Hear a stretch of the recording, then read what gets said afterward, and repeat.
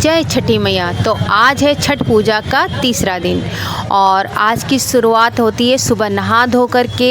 सुबह प्रसाद तैयार किया जाता है। अर्घ का पहले अर्घ का प्रसाद तैयार किया जाता है और अर्घ के प्रसाद में होता है ठेकुआ, गुड़ की जो ठेकुआ होता है आटे में मिला कर के गुड़ का ठेकुआ बनाया जाता है और पूड़ी बनाई जाती है और उसी को अर्घ के रूप में रखा जाता है अर्घ के टाइम पे और अर्घ दिया जाता है।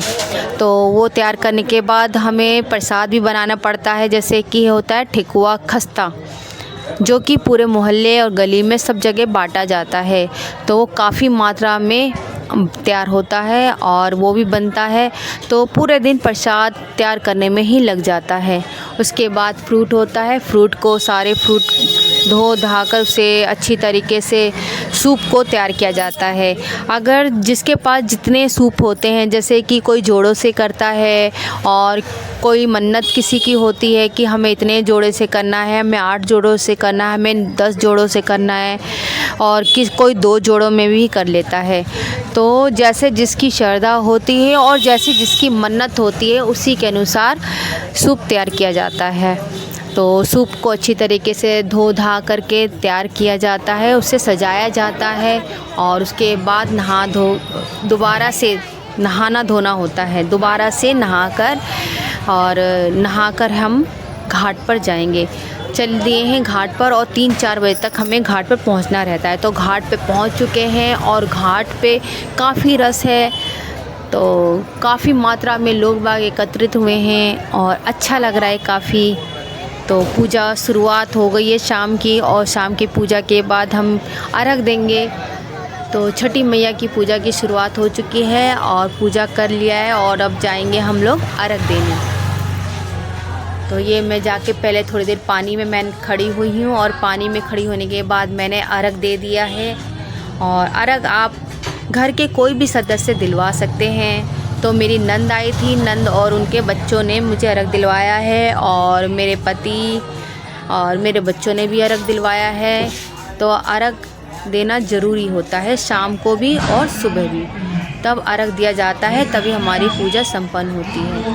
तो अर्घ दे दिया है और उसके बाद हम घर को चले गए और फिर दूसरी टाइम भी हमें सूप को चेंज करना पड़ता है। मतलब सूप का जो भी सामान होता है वो सब कुछ चेंज करना पड़ता है।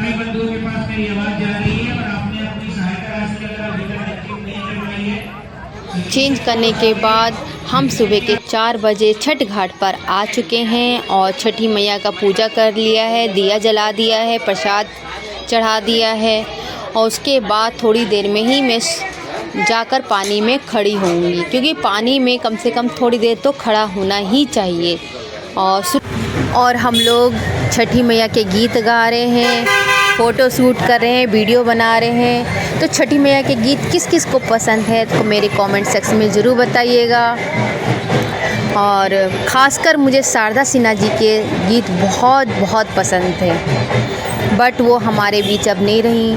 तो उनकी आत्मा की शांति के लिए दुआ है कि वो जहाँ भी रहें उनको शांति प्रदान दे भगवान, उनकी आत्मा को शांति प्रदान दे। तो अब सूरज देवता उग्न हो गए हैं और अर्घ का टाइम हो गया है और अर्घ देना शुरू हो गया है। अर्घ दे रहे हैं हम लोग और अर्घ देने के बाद छठी मैया का अग्यारी की जाती है। तो छठी मैया की जहाँ पूजा की जाती है वहीं पे अग्यारी होती है। उसके बाद सबको मैं प्रसाद दूंगी। प्रसाद देने के बाद हम घर को जाएंगे। वैसे तो कई लोग घाट पे ही बैठकर अपना व्रत खोल लेते हैं, पर मैं घर पे जाके ही अपना व्रत खोलती हूँ, क्योंकि घर पे जाकर भी पूजा करनी पड़ती है। तो सबसे पहले तो हमारी पूजा हुई संपन्न और धीरे धीरे अर्घ का टाइम भी ख़त्म होने वाला है और पूजा संपन्न होने के बाद हम घर को जाएंगे। तो आप लोग को ये वीडियो कैसी लगी प्लीज़ मुझे ज़रूर बताइएगा और मेरे चैनल पर नए हैं तो मेरे चैनल को प्लीज़ सब्सक्राइब ज़रूर करिएगा।